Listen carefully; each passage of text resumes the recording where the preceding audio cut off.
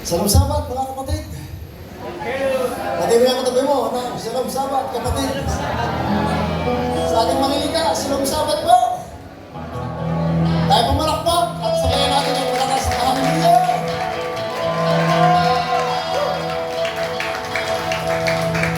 Tayo po'y patuloy na sumisisig sa kalaliman ng kapahayagan ng ating malilikha sa kanyang salita at ang ating namang tutunghayan po ngayon ay matatagpuan natin doon sa unang Timoteo 4:13 to 16. At ito yung ating pinamagatan na correct doctrine is important. Correct doctrine is important sa ating buhay bilang mananampalataya na tayo makapamuhay na tama at para tayo magkamit ng final salvation. So doon siya mahalaga, mga kapatid. At sa mensaheng ito, ating pag-aaralan ang mga sumusunod. Una, mga kapatid, what is correct or good doctrine? Pangalawa, mga kapatid, instructions to the believers of Messiah, especially those who are in the ministry of the word, as to what to do with good doctrine. Pangatlo, mga kapatid, benefits of correct doctrine to the life of believers in the present as well as in the future. Yun po yung tatlong paksa o subtopic natin pag-aaralan. So tayo magsimula, what is good doctrine? Or what is correct doctrine? Ano ba yung mabuting doktrina o yung tamang doktrina? Sabi mo, kasap tabi mo, ano ba yung tamang doktrina? Yan. What is good doctrine? Diba mga simbahan dati sasabi, nasa amin ang tamang aral, nasa amin ang tamang turo. Ano ba yung sinasabi ng kasulatan?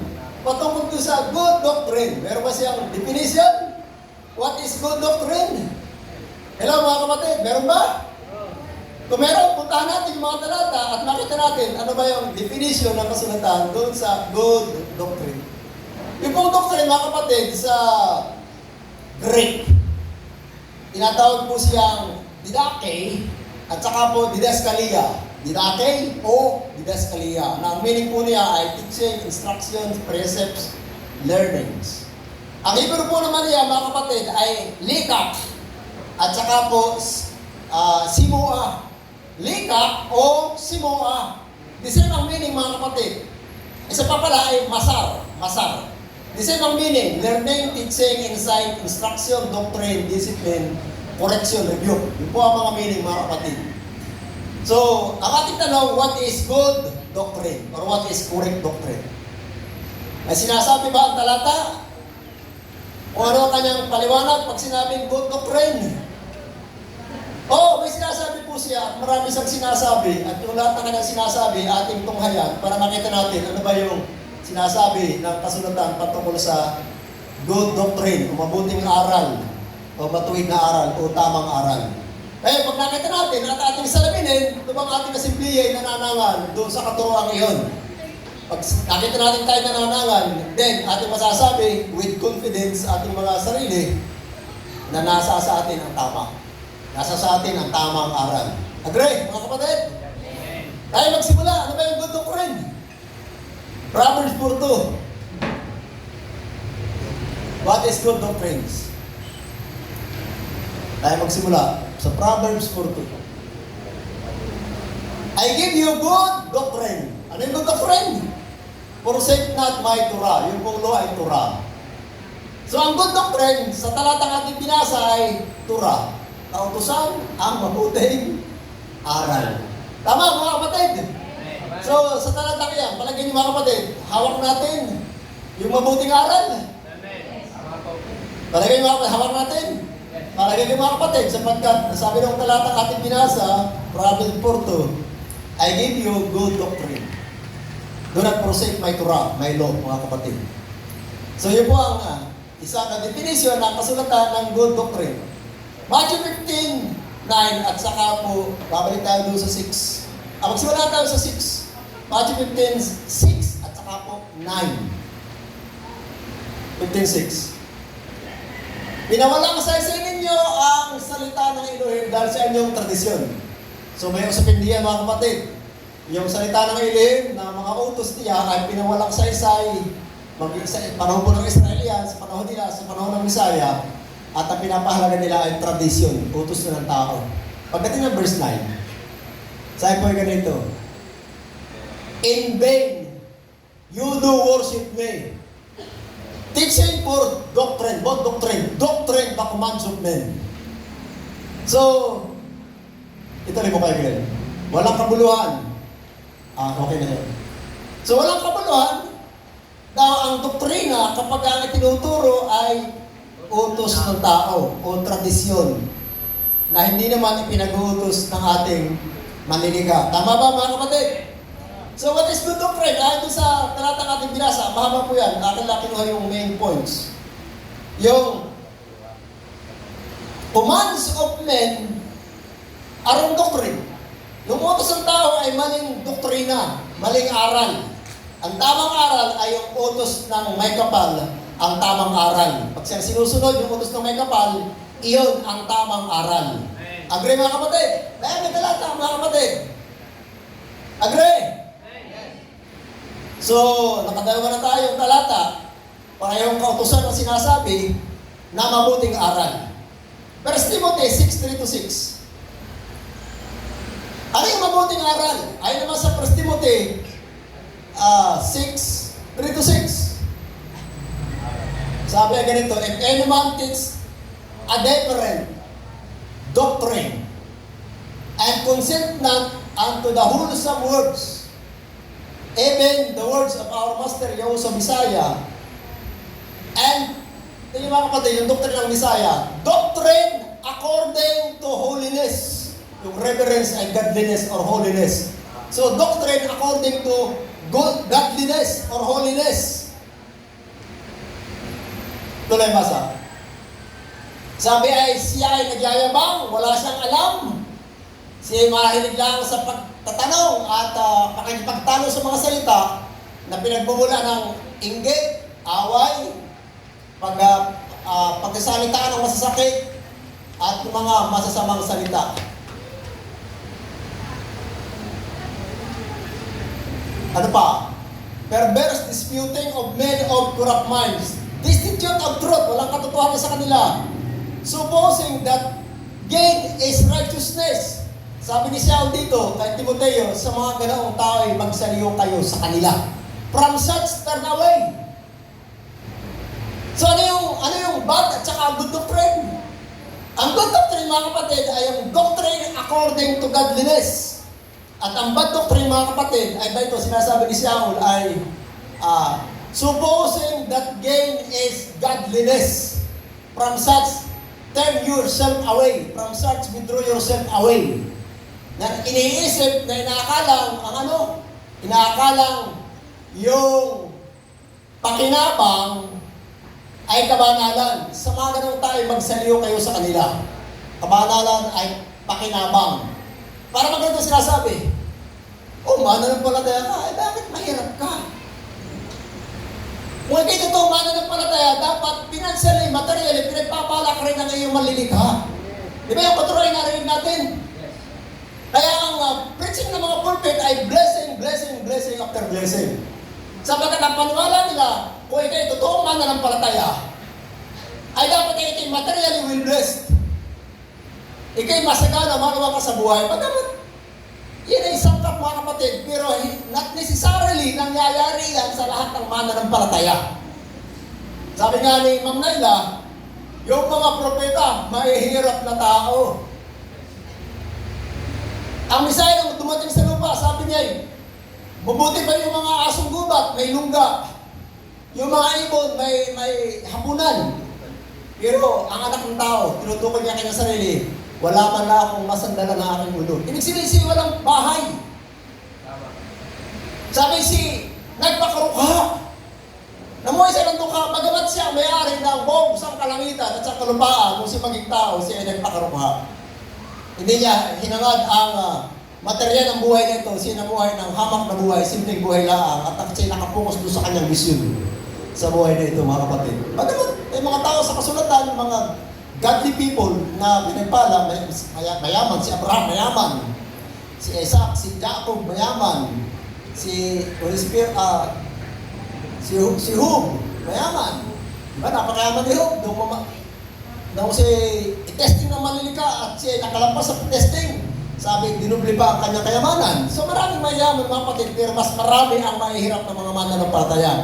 Ano po ito mga kapatid? Iyong material na pagpapala is not measure of holiness. Sabi, blessed are the poor, but rich in faith. Oh, sa James po yung mga kapatid. Dukha, pero mayaman sa pananampalataya. Bakit? Sa kanila ang parating na kaharian. Theirs is the kingdom. Sa kanila ang parating na kaharian. So, ano ang bad doctrine? Ang bad doctrine ay yung gain is measure of holiness. Ang material gain, yung pagpapalang material ay measure ng kabanalan. Hindi po mga kapatid, sabi ni Saul, from such people, withdraw yourself away. Lumayo ka sa mga ganong tao. Huwag tayo makikinig sa mga prosperity preacher na wala na lang alam kung yan i-preach ay prosperity. Basta tatay yung prosperity. Anong tamang doctrine, mga kapatid? Doon sa, anong portion na? 6.3. Ito ang tamang doctrine. Sabi ay, godliness. Godliness. Yung reverence ay godliness. Kabanalan. Na may kasiyahan ay malaking pakinabang. Godliness with contentment is great gain. Ang mahalaga na bumuhay tayo ng tama. Di meron, di wala. Ang mahalaga tayo, we living godly lives sa buhay na ito. Yan ang malaking pakinabang. Yan ang tamang doktrina mga kapatid. Tama ba? Palagay mga kapatid, tinuturo natin dito ang tamang, ang good doctrine. Pamumuhay sa kabanalan. No? Sawang-sawa na ako sa kabanalan, tinuturo ni Pastor. Hindi mga kapatid, sapagkat kabanalan, reverence is great gain. Meron wala, ang mahalaga na mumuhay tayo sa kabanalan, yun ay malaking pakinabang. Agree? Hallelujah! Pumalak pa kayo mga agree!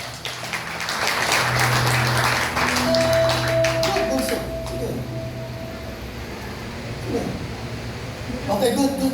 Sige, pwede mo yan. Sige, paragalan mo. 2 Timothy 3:16.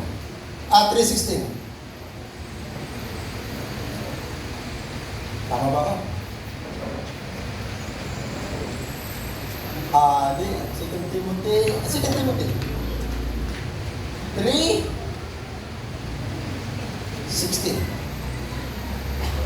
Tama ba ka? Ayan! What is good doctrine? Sabi, lahat ng kasulatan ay kinasihan ng Elohim. Sa English ko basahin, all scripture is given by inspiration of Yahweh and is good for what? Doctrine. Good for doctrine, for reproof, for correction, for instruction in righteousness. So what is good doctrine? Mga kapatid, all scripture is good doctrine.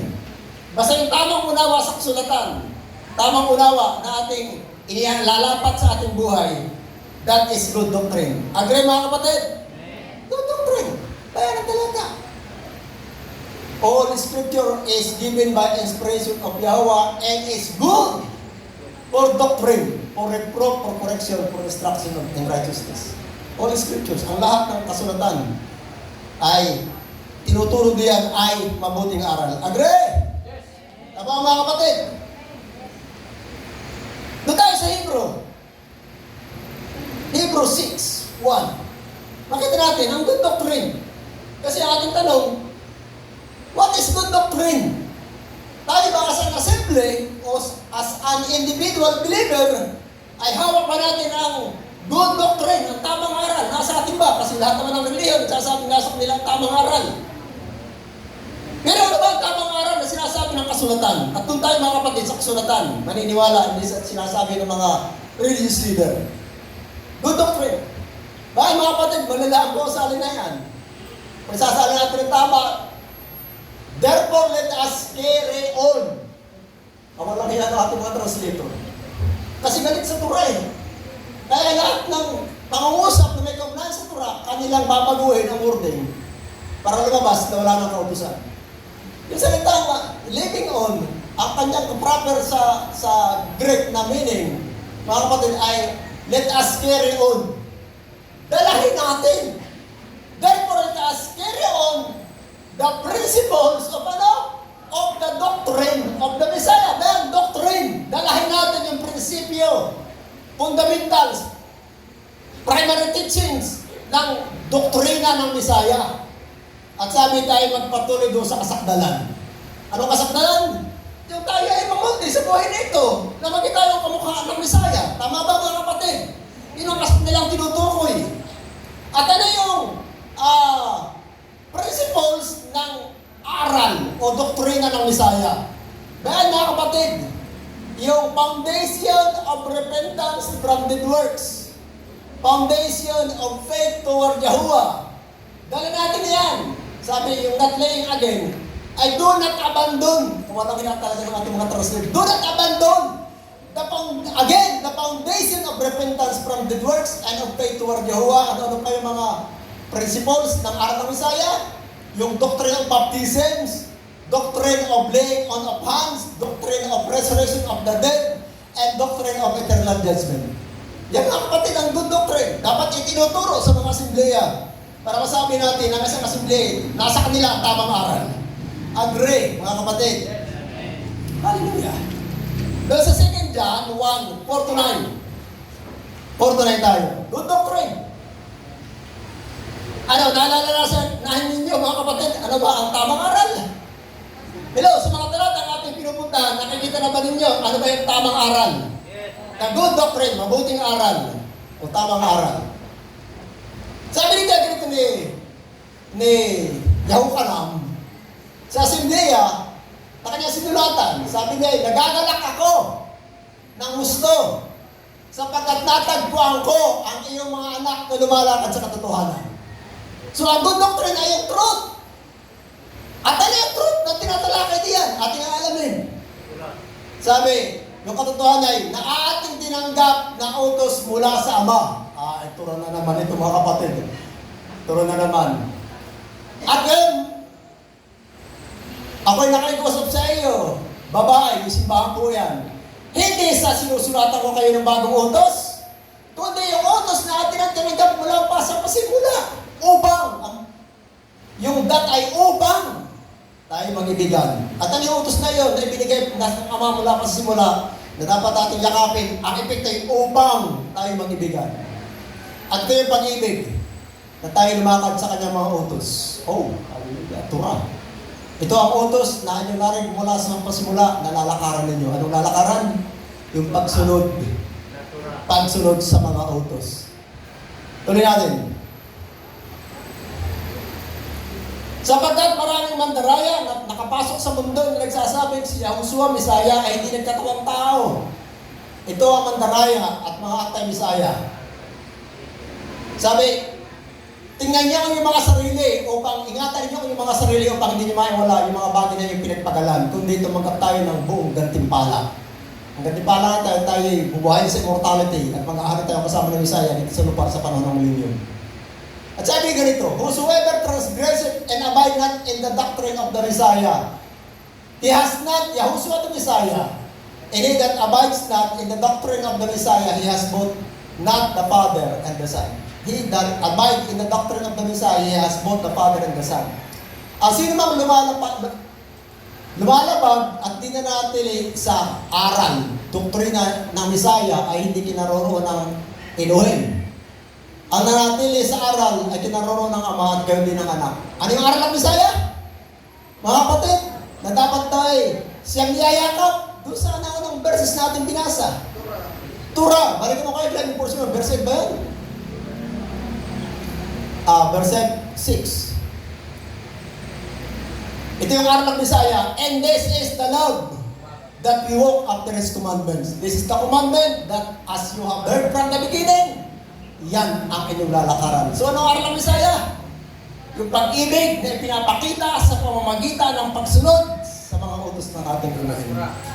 Hello mga kapatid, tama ba? Nakukuha natin? Hallelujah! The obedience as Messiah's doctrine is the good doctrine. Tama ba? Sabi mo sa katabi mo, yung pagsunod sa kautusan na aral ng Messiah ang mabuting aral.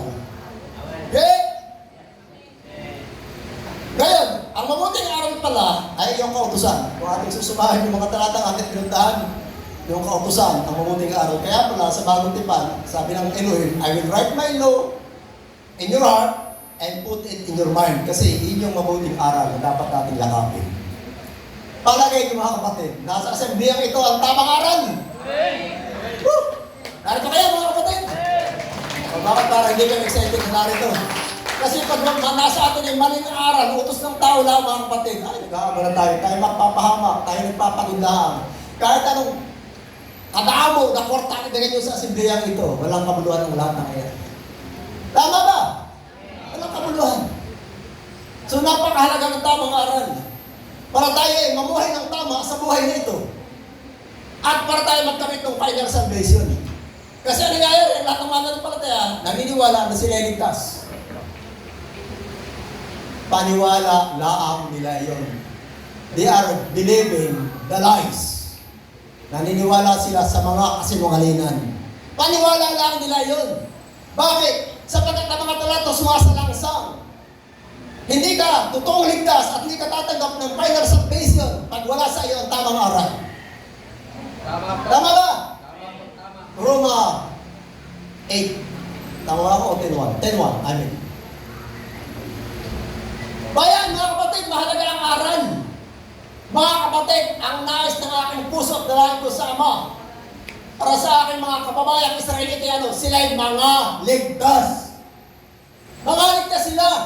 Brethren, my heart's desire and prayer to Yahweh for Israel is that they might be saved. Huh? Mga ligtas, sino ba yung tinutukan na mga tao ni siya kundi yan, mga kapatid? Mga religious leader ng Israel sa pangunguna ng mga saserdote, Levita, Pariseo. Sila nangangasiwa sa templos, yung mga scribes. Sila ang tinutukan niya diyan na sila yung mga ligtas. Parang Misaya, sabi ng Misaya sa mga tao ngayon, walang kabuluhan ang pagsamba niyo sa akin. Bakit? Sapagkat tradisyon na inyo sinusunod, hindi ang utos ng ating Elohim. Nasa kanilang Torah, pero hindi na sinusunod. Mas mahalaga sa kanila yung aral ng kanilang mga ninuno, mga elder, traditions. Kaya Israel, suwail din sa panahon ng Misaya. Kaya sila kung ating babasahin ng kanilang history, lagi silang binibisita ng Elohim ng kaparusahan, kalamidad, dahil sa kanilang pagsuway. Para si Jeremiah, nagbabanta ng impending doom para sa Israel. At nagagalit yung mga Israelita sapagkat nagpaparapropesya siya ng mali, ng masama sa Israel. Ngayon pala ang katotohanan, paparusahan kayo ng Elohim dahil kayo mga suwain. Hindi kayo totoong sumusunod sa kautosan. Kayo mga relihiyoso. Relihiyoso ang Israel sa panahon ng Misaya, sa panahon ni Jeremiah. Pero mga hindi ligtas. Pwede pala mga kapatid. Tayo ay relihiyoso. Aktibo, adilantado, presentado. Sa ating simbahang nabibilangan, pero in reality, hindi tayo ligtas. Bayan ang ating katibayan. Ang mga Israelita sa panahon ni Saul, kanyang dinadala ng mga ligtas. Bakit? Sapagkat mali ang kanilang doctrine. Sabi niya, ako'y makapagpapatuto na sila'y pasigasig para sa Elohim. Ang problema nila, they have wrong doctrine, not according to knowledge. Kaya mga kapatid, kaya sabi mo sa katabi mo, hindi lang basta kay lagi dito. Dapat tama yung aral na niyayakap mo.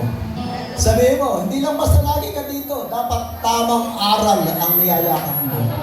Tama ba? Tama ba? Amen. Hallelujah. So, good doctrines is no obedience. Ang daming talata mga kapatid na nagpapatuto. Good doctrines is no obedience. I give you good doctrine. Promise for to. Do not forsake my Torah. Do not forsake my law. So, no obedience. According sa mga talatang ating pintuhan at mismo ang Misaya nagpapatuto doon sa 2 John 1:4-9 ng good doctrine ay ang pagsunod sa kautusan. Agree? Ngayon, mga kapatid, ano ang atas or utos ng ating malilika sa mga mananampalataya ng Misaya? Is lalong-lalo na yung nasa ministry of the word. Sino ba ang mga tao nasa ministry of the word? Yung mga taong natayo sa pulpito, kagaya ko, apostle, prophets, evangelist, pastor, teacher. Bible study leader, music ministry people. Yun ang mga pangunahin. Ano ang instruction na manlilikha? Sa atin, patungkol sa usapin ito ng good doctrine. May dalawang bahagi mga kapatid, at yung isang bahagi ang ating unang pupuntahan. Ang mga mga kapatid, tayo inaatasan ng ating malilikha na iwasan natin ang mga maling aral. Agree ba? Avoid wrong doctrine. Ay, anong nangyayari mo mga kapatid false prophet ang dumarating sa atin, dahil maling aral at ating ini-entertain. Hello? Ano sabi ng inahin? Magsimula tayo sa Matthew 16:6, saka 11 to 12. 16:6 ng Matthew, tapos ay 11 hanggang 12. Bayan mga kapatid yun, mag-ingat kayo sa mga libadura ng mga Pariseo at ang mga Saduceo. Lumukos tayo sa 9. Nagtatanong yung mga disipulo, anong mag-ingat tayo sa libadura ng mga Pariseo at Saduceo? Akala nila literal na tinapay ang pinag-usapan, kundi yung aral ng mga Eskriba at Pariseo ang sila pinag-iingat. Paano hindi nyo na maunawaan na sinasabi ko hindi tungkol sa tinapay, ngunit mag-ingat kayo sa libadura ng mga Pariseo at Saduceo? Tuloy basa. Kaya naunawaan nila na ang sinabi ni Yahushua ay hindi tungkol sa pamparsa ng tinapay, kundi pinag-iingat sila sa mga aral, doktrina, turo aral ng mga Pariseo at ng mga Saduceo. So pinag-iingat tayo.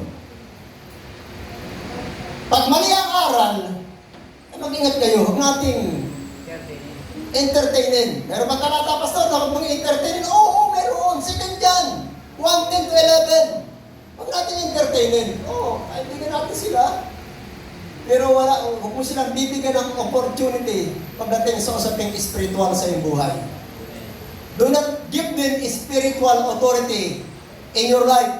Kaibigan mo sila, pero hindi mo sila dapat bigyan ng influensya sa iyong buhay.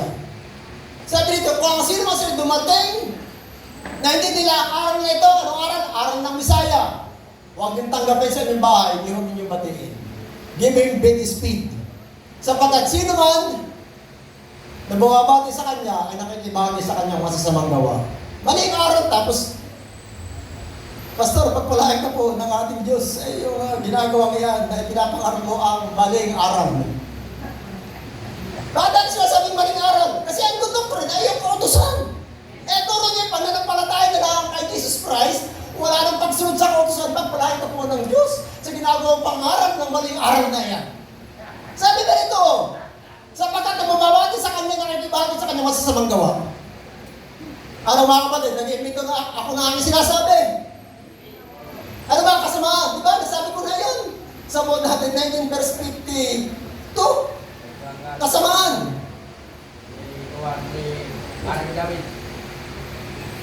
Asan yun? 53. 53 po. 153 yan. Bayan, wicked is connected to forsaking His law, His Torah. Ang kasamaan ay nakaugnay sa pagtalikod, pagpapabaya, pagkasuklam, pagkapuot, pagkamuhi sa kautusan ni Yahuwah. Sabi ni David, nagagalit ako. Si David kasalita, nagagalit ako. Tuwing makikita ko ang masama na ikinatakwil lang yung kautusan. Yes. Eh tayo naman, imbis na magalit. Pasok mo, pastor. Kumain ka at pabusog. At tumayo ka sa pangaral ng masamang aral. Kasi ang masamang aral ay yung kautusan tinatakwil ang good doctrine na yung I give you good doctrine, brother Furto, do not forsake my law. Yun ang good doctrine. Kaya ang Misaya ay pinapangaral ngayon mga kapatid ay napakasakit, nakakasakit ang damdamin. Yung Misaya pinapakilala natin sa mundo ay lawless Misaya. Lawless Misaya. Hindi kaya yung Misaya yan, kaya yung anti-Misaya. Dapat natin. Hindi po. Sapagat yung anti-Misaya sinasabi, lawless one to come. Lawless, yung prince of lawlessness. Kaya mga kapatid, masakit sabihin, ang Christianity ay victim of wrong doctrine. Tama ba? Victim of wrong doctrine. Sapagkat maling Misaya ang niyakap, maling aral ang niyakap, bad doctrine, hindi yung good doctrine na do not forsake my law. Kaya victim ang Kristendom ng maling Juan na Bisaya at ng maling doktrina. Get, mga kapatid? Mark 7:7-9. Walang kabuluhan ang pagsamba ninyo sa akin. Paano siya magiging walang kabuluhan? Kapag ang tinuturo bilang aral, doktrin, ay utos lamang ng mga tao. Tama? Kaya kung Sunday, utos si Constantine. Kasi ang pinagtitibay ng Kristendom ngayon at yung sabat na utos ng Elohim ay winala ng kabuluhan, yun po ay bad doctrine. Tama, bad doctrine. Sabi, in vain you worship me. Why? Because you teach as doctrines the commands of men. Utos ng tao, hindi na utos ng Elohim. Tuloy. Sapagkat, nasa na? Isinaisang tabi na ninyo, itinakul na ninyo ang mga utos ni Yahuwah para inyo masunod ang mga utos ng tao. Bayan mga kapatid, utos ng tao. Kaya mali mga kapatid, ang utos sa atin na mga mananampalataya ng Messiah, we are commanded to avoid wrong doctrine. Sabi mo sa katabi mo, inuutusan ka na iwasan mo ang mga maling aral. Agree? Maling aral. Pinapaiwas tayo sa mga maling aral. Get? 1 Timothy 1:3-4.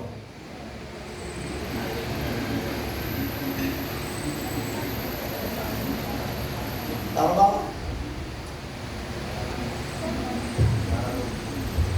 Ayan. Sabi po dito ni Shaul kay Timoteo, pinapag-usapan kita manatili ka sa Efeso gaya ng noong pagtungo ko ako. Dahil patungo ako sa Macedonia. Na yung utusan, ang ilang tao magturo ng ibang doktrina.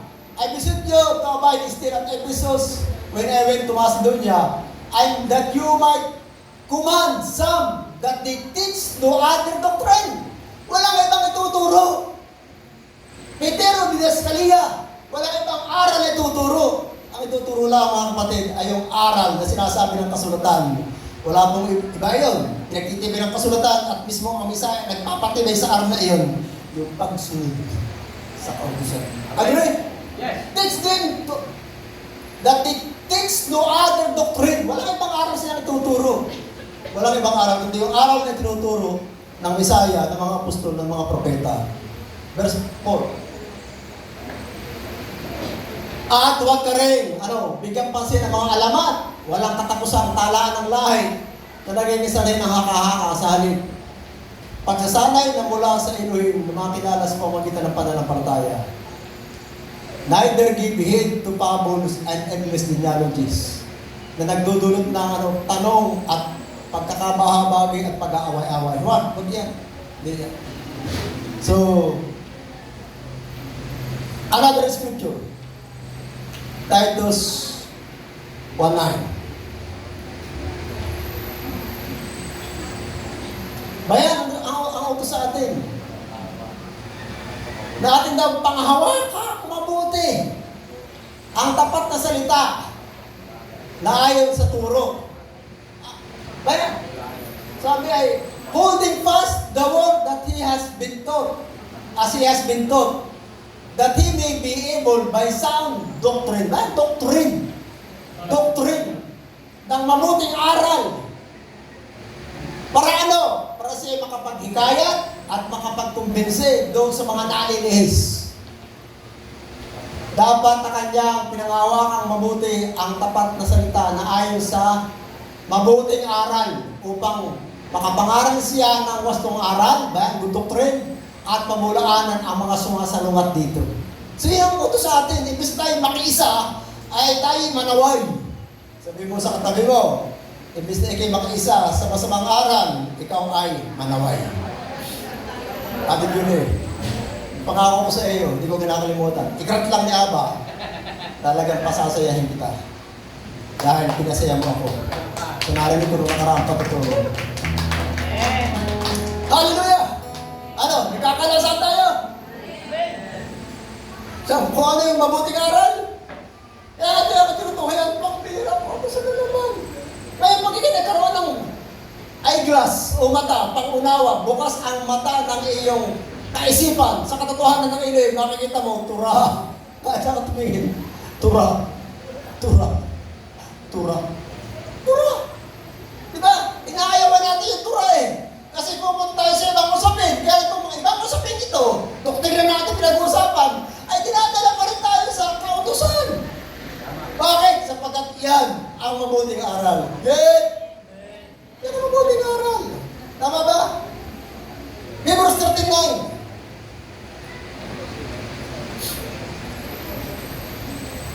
Ito ang nais ng manlilikha sa atin, ha?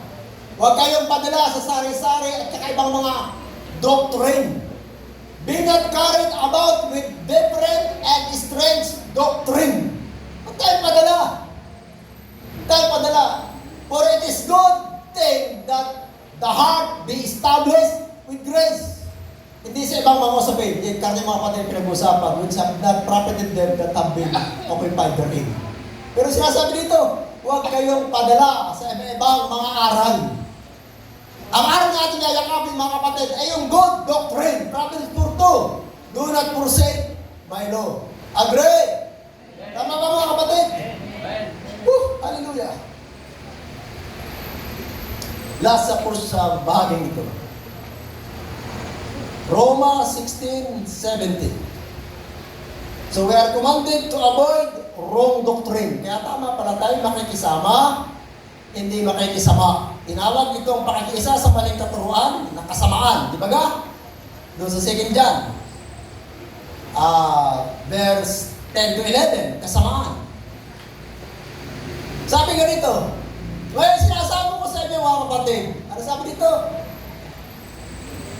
Pansinin ninyo yung mga nagsasari ng division at offenses na salungat sa doktrina na yung narinig and avoid them. Kung ang doktrina na ipinapayakap sa atin ng ilim ay yung kautusan, mga kapatid, lahat ng katuruan against sa kautusan, ay sabi, avoid them. Sabi mo sa katabi mo, avoid them. Sino yung them? Yung mga turoy laban sa tamang aral. At ang tamang aral ay kautusan. Lahat ng katuroang laban sa kautusan ay maling aral at sabi, avoid them. So yun ang unang instruction na manlilikha sa atin ng mga mananampalataya ng Misaya. We are commanded to avoid wrong doctrine. Get na ba? Sabi mo sa katabi mo, kung makakalimutan, tayo inatasan, iwasan natin ang mga maling aral. Sabi mo? Yan. Inaatasan tayo ang ating iwasan ang mga maling aral. Get? Yung isang bahagi ng kanyang panawagan sa atin, susapin ito. At yung kabilang bahagi naman, we are commanded to meditate on this word day and night. For what purpose? To do it. To do it. Pinagbubulay-bulay tayo niya sa kanyang salita, sapagkat yung kanyang salita ang good doctrine para ating magawa ang sinasabi niya doon. Agree? Psalm 101, verse 2. Sa verse 2 tayo. Psalm 1 verse 2. Bayan, itong gusto niya sa atin, mga kapatid. Ito na naman, turun na naman tayo. But His delight. Ano kanyang kagalakan ng mga mananampalataya ng Misaya? His delight is in the law of Jehovah, and in His law does He meditate day and night. Kaya sabi mo, magbasa ka na ng Biblia gabi at araw. Sabi mo, magbasa ka na ng Biblia gabi at araw. Tama, make that your delight. Yung kautusan, na paksa ng kasulatan. Ang Misaya at ang kautusan ng paksa ng kasulatan. Gawin mo iyang kagalakan. Get? Kaya mo ka dito talata.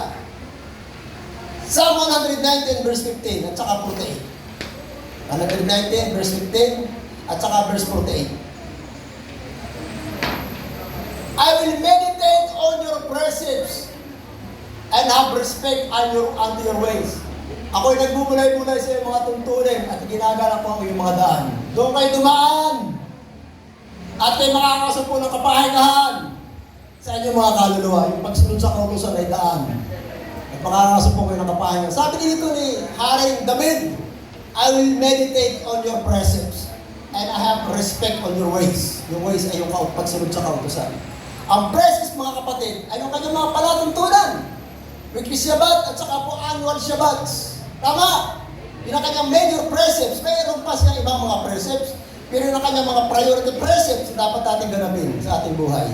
Kasama mo yung kudlo. Kudlo. Tingnan mo yung katabi mo. Lakapin mo lang, amoy yung katabi mo. Ano? Amoy kambing. O amoy baboy. Pag amoy kambing, nasunod sa kudlo. Pag amoy baboy, hindi pa nasunod sa precepts ng ating Eloy si Yahweh. Amen na kapatid, yung mga precepts, sabi, si Haring David, sabi, ako nagbubulay-bulay sa iyong mga palatuntunan o tuntunin. At ginagana ko kayong daan, ang daan ay yung pagsunod sa kautusan. Ang rigay na, ang daan ay pinapalakaran sa atin ang maliligay pagsunod sa kautusan.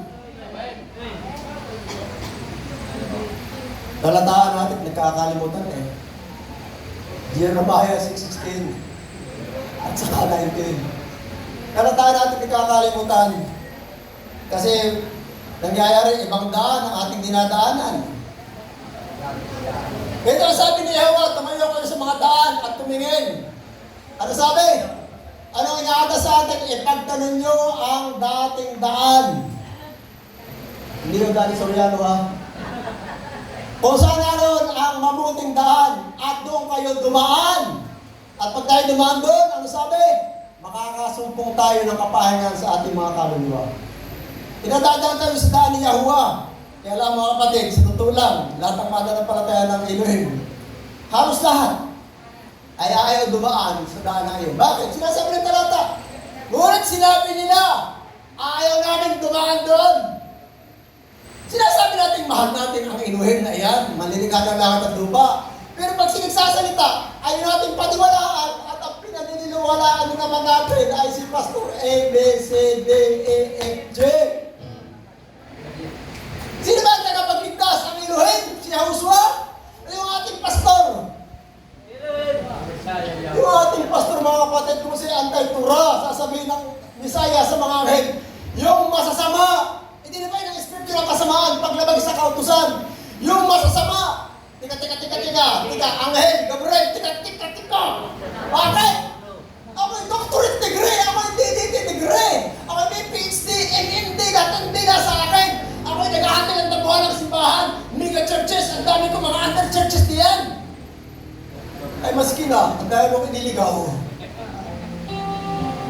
Ang tagapagligtas ay si Yahushua sa ating paniwala. Kung sinabi niya ganoon, doon tayo maniwala sa kanya. At pag kinukutar ni Pastor, kumalas ka na sa poder ni Pastor.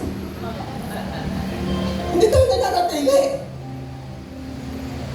Pag narinig mo ang mensaheng Antay-Tura, sa isang simbahan naroon ka, get out of that church. Get out! Tama ba ako? Ano sabi ng kasulatan? Sa pahayag, magsilabas kayo sa kanya bayan ko. Nasa loob, pinapalabas. Bakit? Maling doktrina ang tinuturo doon. Pinapalabas tayo mga kapatid. Tingnan mo katabi mo, nakalabas na ba yan o naroon pa? Hindi! Hindi po narito ka. Ay, ikaw man nakalabas na. Sapagat yung mga Israelita, inalis sa Ehipto. Inalis, nakalis, nasa desierto. Pero yung kanilang mga Diyos-Diyusan, na may mga araw ng kapistahan, kanila pa rin daladala yung mga Diyos-Diyusan at kanilang ipinagdidiwang. Kaya nagagalit ang Elohim. Ngayon, mga kapatid, pero kung ulit kayo, nakalabas na ba kayo sa Ehipto ng buhay ninyo? Pag kayo nagtitit pa ng Christmas, New Year, Valentine's, All Souls Day, All Saints Day, mga kapatid, nakalabas kayo physically ng Ehipto. Ng Babylon, nakalabas kayo mga kapatid, pero ang puso ninyo, naroon pa rin sa Ehipto, naroon pa rin sa Babylon. Kaya, hindi lang yung ating katawan na lalabas, pati isip at puso natin, lalabas ng Babylon, lalabas ng Ehipto. Kaya sabi ng Elohim sa atin, come out and help my people! Tama ba? Pinapalabas tayo, labas! Sabi mo sa katabi mo, yung puso mo, palabasin mo niya sa Ehipto. Palabasin mo niya sa Babylon. Agree?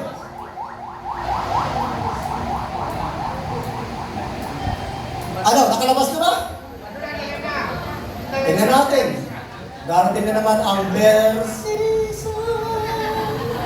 Ano yung paborito kanta natin? Ano kanta natin dito? Yung mga nakaka-intak ng puso eh. Ang Pasko ay sumabit. Tingnan natin mga kapatid. Kung ang puso mo ay talagang nakalabas na ng Babylon, nakalabas na ng Ehipto. Kasi yung mga Israelita, naalis nga sa Ehipto, pero ang mga puso, naroon sa Ehipto pa rin. Kaya hindi lang physically tayo ilalabas, pati yung ating isip at puso ilalabas. At ang yayakapin natin, yung good doctrine. Ano ba yung good doctrine? Pagsunod sa kautusan ang mabuting aral. Agree? Hallelujah! Good doctrine. Yung sa Joshua 8, ano sinasabi niyan? Bayan o, ang aklat na ito ng kautusan ay huwag mawalay sa iyong labi, kundi ito ay yung pagbubuli-bulayan sa gabi at sa araw. Anong layunin? Upang masunod mo ang ayon sa lahat na nakasunod dito. Yun ang goal mga kapatid. Tayo ay, we are commanded to meditate on His Word day and night. Ang purpose ay to do. To do. Upang magawa mo ang lahat na nasa diyan. Kung magkagayon, ibinawa ka sa iyong lakad at magtatago ka ng tagumpay. Tayo magtatagumpay sa buhay pananampalatayang ito.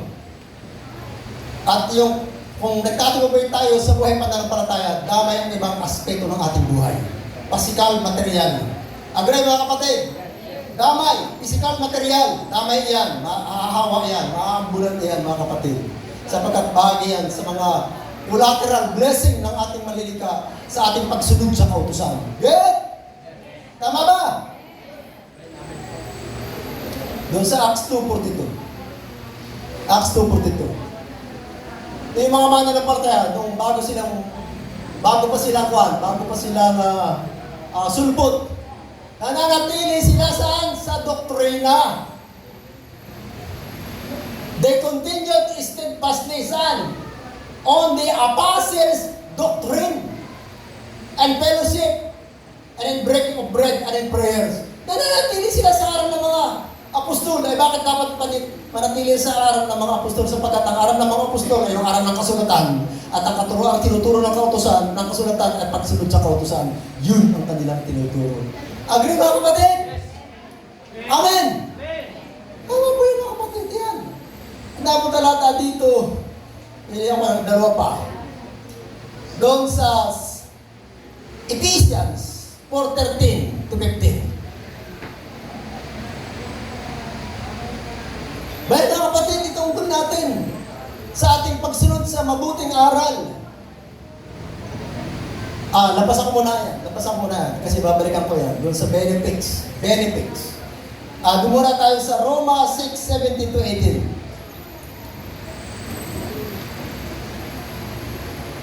Bayan, ngunit salamat sa Elohim na bagamat kayo dating mga alipin ng kasalanan, tayo taos pusong sumunod. Saan?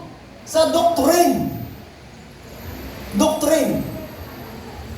Na doon ay pinagkatiwala sa inyo.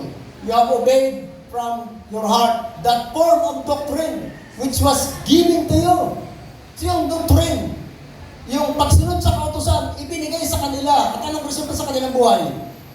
Dati silang alipin ng kasalanan, sila nakalaya. Sabi sa verse, sumunod na talata. Sabi, being made free from sin. Nakalaya kayo sa kasalanan. You became the servant of righteousness. Sapagkat ang kasalanan ay paglamag sa kautusan. So natin lang, ang pagsunod sa kautusan ay katuwiran, kabanalan, at tumalas sa maling aral, yung pagsuway sa kautusan. Nakalaya sila sa kanilang kasalanan at sabi kayo sila ngayon ay kayo ay naging lingkod na ng katuwiran. So ganun mga kapatid. Tama ba mga kapatid? So, we are commanded to meditate on His good doctrine, day and night. Ang purpose ay to do it. To do it. Ating gagawin yun, ating ipapamuhay yun habang tayo nabubuhay. No other doctrine. Pinagbabawalan tayo magturo ng ibang aral. Heterodidascalia, walang ibang katuruan iiral, kundi yung katuruan lang ng kasulatan, ng pagsunod sa kautusan at pananampalataya sa mensahe lamang. Tama mga kapatid? Kaya huwag natin pagsasawaan. Anong benefits? buhay na ito. Anong present benefits na mapapala natin? At ano yung future benefits na mapapala natin? Pag tayo susunod sa good doctrine sa ating buhay, pananampalatayang ito. Meron ba mga kapatid? Meron. At yung Ephesians 4:13-15 ang gusto kong puntahan mga kapatid. Tingnan natin. Benefits, pakinabang, mapapala, pag good doctrine natin sinusunod. Ephesians 4:13-15. Bayan, ito ang magiging bunga mga kapatid. Tayo magkakaisa sa pananampalataya at pagkakilala sa anak ni Yahuwah at tayo matutulog sa Kanya, perfect man. Maabot natin yung sukat ng katauhan ng kapuspusan ng Misaya. Yan ang magiging pakinabang natin. Tayo mamumultit, mahuhubog na tayo maging kamukha ng Misaya doon sa Kanyang imahe. Tama ba? At pag ginayari sa ating buhay, ito ang epekto sa ating buhay, hindi na tayo nadadala, para mga batang nadadala ng iba't ibang aral. That we henceforth be no more children, tossed to and fro, and carried away with every wind of doctrine. Sa pandaraya ng mga tao, sa katusuan ng kanilang kagalingan, na sila naghihintay para tayo dayain. Hindi na. Kaya nga sa katibayan, ang tao ay malago na sa pananampalataya, hindi siya kayang bilingin. Hindi siya kayang bilingin. Doon sa kanyang pagyakap, doon sa good doctrine. Pananampalataya sa Bisaya at pagsunod sa kautusan. Tama ba? Yan ang good doctrine. Ano ba ang good doctrine sa asimblihan nito? Palagay ko mga kapatid, palagay ko. Kaya ang mga simbari ka sabi, nasa akin ang tamang turo. Masasabi din natin, nasa atin ang tamang turo. Sapagkat pag sinabing turo, tura. Pag sinabi ng simbahan, nasa amin ang tamang turo, pero pinag-uusapang kautusan. Pagpapala, ano pa, pagpunta sa Bagyo, pagtuturo sa Israel. Yung pastor nagtisahe, turo sa Israel ang ating isahe. Napuntahan niya yung nikso ni Joshua. Napuntahan niya, nakita niya yun. At mga kapatid, nagkaroon ako ng internal transformation. Lalo ako nakumbit na magtutuos sa pangangarap ng bad doctrine. Ano bad doctrine? Kung ang good doctrine, pagsunod sa kautusan, ang bad doctrine ay pagsuway sa kautusan. Mga kapatid, hindi tayo dapat makisa sa mga ganong mali, mga kapatid. Tama ba? Sabi, hindi tayo dapat padaya sa mga tao sa mga galing na kanilang pagpapaliwanag.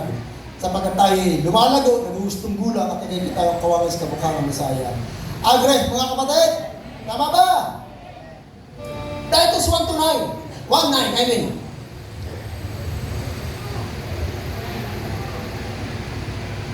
Bayan, mga kapatid, dapat tayong pinangahawakang mabuti ang tapat, good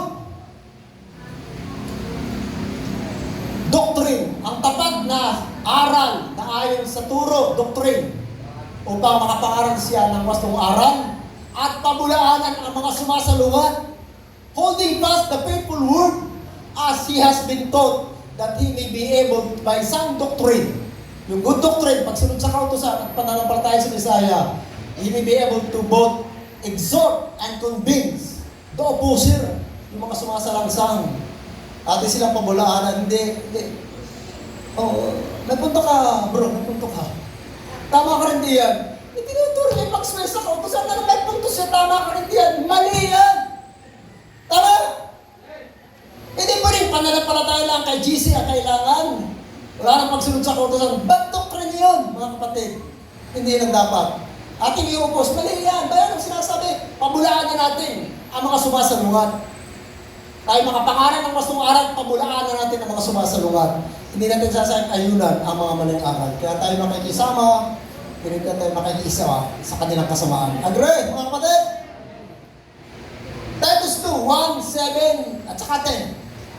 Para lang, doon tayo rekta sa mga talatang mismo magsasalita tungkol sa bagay na yun. Titus 1:2. Titus 2:1, 7 and 10. Titus 2:1. Bayan, mga kapatid, but speak the things which belong to sound doctrine.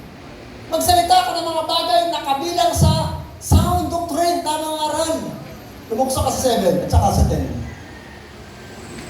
At sabi ito ni Siyaw, mga kapatid, ipakita mo sa lahat ng bagay na ito ay pattern, magandang halimbawa ng good works in doctrine, showing and corruptness. Sa turo ay walang maipipintas at sa iyong pagtuturo ay magpapakita ng katapatan. Showing uncorruptness in doctrine, showing uncorruptness. Kaya mga kapatid, ako, tingnan nyo ako, nagtuturo kayo na ang doctrine kaya tinuturo natin dito may corruption, may kabulukan, may mali. Kaya nga nagagalit sa atin ang karamihan sapagkat tinuturo natin talaga kung ano sinasabi ng kasulatan. Ay sapagkat nababangga ang maraming tao, mga religious people nababangga, nagagalit sa kanilang mga cherished doctrine na unbiblical, kaya sila nagagalit. Ako, marumbado ako sa Facebook. Ang dami kong away na sinusuong. Debate dito, debate doon. Ang pagkira ko, ang liwanag hindi dapat mapalayas ng kadiliman. Gusto nilang makita ako, yung aking mga post nila makita, ako kanilang i-block, i-unfriend nila ako. Doon, busy mo lang, tumigil ako sa kanila. Pero hanggat sila imigan ko, tama ako kayo. At sila pa nag-post, nilalike ko. Like. At pagka dapat yung kontra, kinukontra ko, mga kapatid. So, ganun tayo mga kapatid. Kinakailangan sa aral, walang kamalian tayo na ipapakita. Walang makikita. In doctrine, showing uncorruptness. In gravity, sure. In sincerity, sure. Mga kapatid, ang buhay ko, binigay ko na sa Elohim at sa asembleyang ito. Okay, parang, ang asemblea parang babae. At tama naman, tinawag ng Bisaya ang asemblea na babae, pakakasalan niya. At okay, isang lalaking napakasal sa asembleyang ito. Nakatali ako. Kinalimutan ko ang buhay ko, kinalimutan ko ang pangarap ko, itinalay ko ang sarili ko. Pinakasal ko ang sarili ko sa asemblea ito. Bayan mga kapatid. Nasaan na yun? Bayan mga kapatid. Ako grabe. Grabe ako. Grabe. Sincere ako. Totoo ako, tapat ako. Tama mga kapatid. At sana tayo rin. Ganoon lahat tayo mga kapatid. Tama ba? Pagdating ang 10 mga kapatid, buksan natin sa 10 tayo. Bayan. Hindi namumupit. Namumupit na ano. Tama ba yun? Purloining. Ano ba isang purloining? Ang purloining mga kapatid, hindi yung lakwat zero. Lakwat zero. Pinapasok mo sa school. Wala sa school. Nasaan? Naroon sa kurumbutan, sa mayabasan, sa santulan. Naroon sa liugan. Pero saan kami nakabata pa? Papasok kami. Ay nagkatama ng barkada. Ibig sa pumasok, punta kami sa kagubatan sa liugan. Ano gagawin namin doon? Kami manggagamba, pangurumbot, kakain ng bayabas, uwi kami busog-busog, magtakbak, urumbot, santol. Pati buto, kinakain ko. Kaya ba't makagdudumi? Iniisa-isa ko. Kasi ayaw lumabas. Masakit. So, tinutusok ko isa-isa. Hanggang sa maubos, mga kapatid. So yun, purloining. Bulaong tambalero. Ibig sabihin, negligent to sa kanyang duty. Tamad. Ako mga kapatid, palagay niyo ako tamad. Ako hindi nakakaganap lang pag ako'y mas makapakiramdam. Pero hanggang ako'y malusog, nakikita niyo ako'y tumatayo, hindi lang ng panawagan tukulin. Nakakasal ako sa asembleyang ito. Get mga kapatid. Showing all good fidelity, katapatan. That he may adorn the doctrine. Kaya na naman, doctrine of Elohim in our Savior in all things. So sa ating pagtatapat sa Elohim, mga kapatid, sa ating buhay pananampalatayang ito, ating napaparangalan ang aral ng Bisaya. Napaparangalan natin siya. Nadadakilan natin siya. At ang resulta nito mga kapatid, tayo nakakapamuhin ng tama sa buhay nito. Nababago ang ating buhay. Tama ba? Tumatama tayo. Namumulit tayo upang tayo maging kawakas kamukha ng Bisaya. Kasi ang layunin niya sa ating presente, sa buhay natin ito. Agree? Magtotoo lang tayo mga kapatid. So final, anong benefits na final? Kung sa present life na benefits ay tayo makakapanguhin ng tama, tayo magiging kawangis kamukha ng Bisaya. Yung future benefits, final salvation. 1 Timothy 4:6. Maliligtas tayo. Pag maling araw ng ating dala, hindi tayo maliligtas. Kaya ako, pagpati ako, kahit kasalangsa ang lahat. At sasabihin natin tayo, nag-iisa dito, mga kapatid, isang grupo tayo. Kampati ako, hindi ako nakakamba na sa araw ng Bisaya ako itatakwil at kayo itatakwil. Magsama-sama lang tayo sa aral na ito, mga kapatid, sa mabuting aral na ito. Kung natin yung tayo tatanggapin, hindi niya tayo tatakulin. Good, mga kapatid. Nasa na yun? 1 Timothy 4:16. Nasa? Ayan. Ingatan mo ang iyong sarili at ang iyong aral. Aral ba yung aral o? Take care of your spiritual life and of your doctrine. Continue in them. Saan? Doon sa good doctrine. Magpatuloy ka sa mabuting aral. Bakit? Pero for in doing so, ililigtas mo ang iyong sarili, pati ang mga nakikinig sa iyo. Saan ba ito? Magkaligtasan tayo mga kapatid pag tayo magpapatuloy sa mabuting aral. Pinakita na ng talata, ang mabuting aral, mismo kung isa nagsasalita, ay pananampalataya sa Kanya at pagsunod sa kautusan. Kaya mga kapatid, kung kayo naniniwala, narito ang good doctrine, narito ang tamang aral. Pinakita ko sa yung talata, nagpapaliwanag mismo ang kasulatan ng tamang aral. At kung kayo naniniwala, narito mga kapatid, magsama-sama tayo. Magpatuloy tayo. Tama, huwag tayong bumigay. Huwag nating pagbigyan ang mundo sa kanyang maling gawain. Tama, atin mo na ginawa mo. Tinagay mo ang mundo. Tama, sabi, huwag mong mahalin ang mundo o mga bagay ng mundo at pinakita yung mga bagay ng mundo. Lust of the flesh, lust of the eyes, pride of life. Tanggihan mo yan. Tama, mga kapatid. Pagpatuloy tayo sa direksyon ito, hanggang dulo ng ating buhay. At ang iloy may tapat, di tayo iwan din papababayaan. At sa araw ng pagpabalik ng Isaya, dami naglalakad, tatanggapin niya at hindi tatakot at tayo magsasama-sama sa kanyang harian. Shalom, shalom, shalom! Mga kapatid, may Yahuwah bless you and keep you. May His face shine upon you and be gracious unto you. May He lift up His countenance upon you and give us more shalom. Sa kalan ni Yahuwah Misaya. Amen, mga kapatid. Hallelujah. Thank you po. Shabbat shalom.